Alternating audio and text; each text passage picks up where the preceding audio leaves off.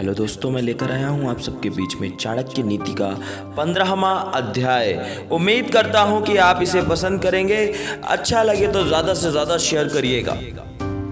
वह व्यक्ति जिसका हृदय हर प्राणी मात्र के प्रति करुणा से पिघलता है, उसे ज़रूरत क्या है किसी ज्ञान की, मुक्ति की, सर के ऊपर जटाजूट रखने की और अपने शरीर पर राख मलने की। इस दुनिया में वह खजाना नहीं है जो आपको आपके सद्गुरु ने ज्ञान का एक अक्षर दिया उसके कर्ज से मुक्त कर सके।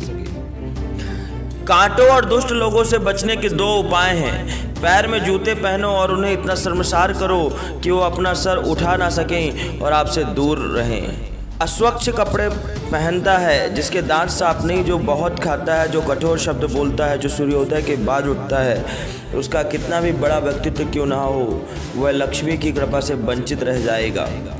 जब व्यक्ति दौलत खोता है तो उसके मित्र, पत्नी, नौकर, संबंधी उसे छोड़कर चले जाते हैं, और जब वह दौलत वापस हासिल करता है तो ये सब लौट आते हैं। इसलिए दौलत ही सबसे अच्छा रिश्तेदार है। पाप से कमाया हुआ पैसा 10 साल तक रह सकता है, 11वें साल में वह लुप्त हो जाता है उसकी मुद्दल के साथ। एक महान आदमी जब कोई गलत काम करता है तो उसे कोई कुछ नहीं कहता। एक नीच आदमी जब कोई अच्छा काम भी करता है तो उसका धिक्कार होता है। देखिए, अमृत पीना तो अच्छा है, लेकिन राहु की मौत अमृत पीने से ही हुई।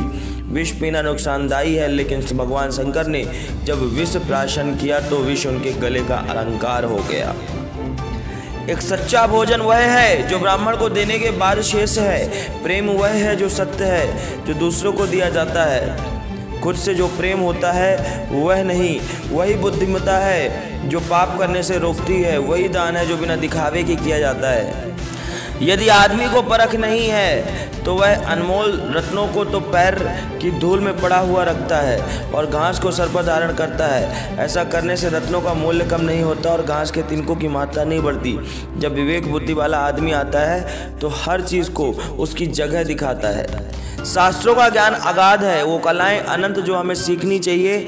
हमारे पास समय थोड़ा है, जो सीखने के मौके हैं उसमें अनेक विघ्न आते हैं, इसलिए वही सीखे जो अत्यंत महत्वपूर्ण हो। उसी प्रकार जैसे हंस पानी छोड़कर उसमें मिला हुआ दूध पी जाता है, वह आदमी चांडाल है जो एक दूर से अचानक आए हुए थके मांदे अतिथि का सादर सत्कार किए बिना रात्रि का भोजन खुद खाता है। एक व्यक्ति को चारों वेद और सभी धर्म शास्त्रों का ज्ञान है, लेकिन उसे यदि अपनी आत्मा की अनुभूति नहीं हुई है तो वह उसी चमचे के समान है जिसने अनेक पकवानों को हिलाया लेकिन किसी का स्वाद नहीं चखा।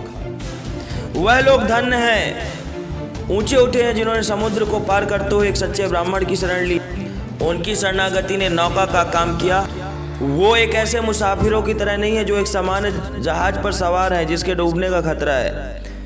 चंद्रमा जो अमृत से लबालब है और जो औषधियों की देवता माना जाता है, जो अमृत के समान अमर और दैदीप्यमान है, उसका क्या हश्र होता है जब वह सूर्य के घर जाता है, अर्थात दिन में दिखाई देता है। तो क्या एक सामान्य आदमी दूसरे के घर जाकर लघुता को नहीं प्राप्त होगा?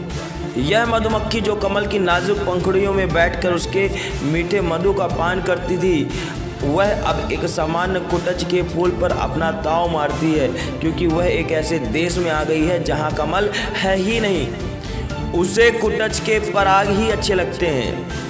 दुनिया में बांधने के ऐसे अनेक तरीके हैं जिससे व्यक्ति को प्रभाव में लाया जा सकता है और नियंत्रित किया जा सकता है। सबसे मजबूत बंधन प्रेम का है। इसका उदाहरण वह मधुमक्खी है जो लकड़ी को छेड़ सकती है लेकिन फूल की पंखुड़ियों को छेड़ना पसंद नहीं करती है, चाहे उसकी जान चली जाए। चंदन कट जाने पर भी अपनी महक नहीं छोड़ते, हाथी बुढ़ा होने पर भी अपनी लीला नहीं छोड़ता, गन्ना निचोड़े जाने पर भी अपनी मिठास नहीं छोड़ता। उसी प्रकार ऊंचे कुल में पैदा हुआ व्यक्ति अपने उन्नत गुणों को नहीं छोड़ता, भले ही उसे कितनी ही गरीबी में क्यों ना बसर करना पड़े। रुक्मणी भगवान से कहती हैं, हे केशव, आपने एक छोटे से पहाड़ को दोनों हाथों से उठा लिया।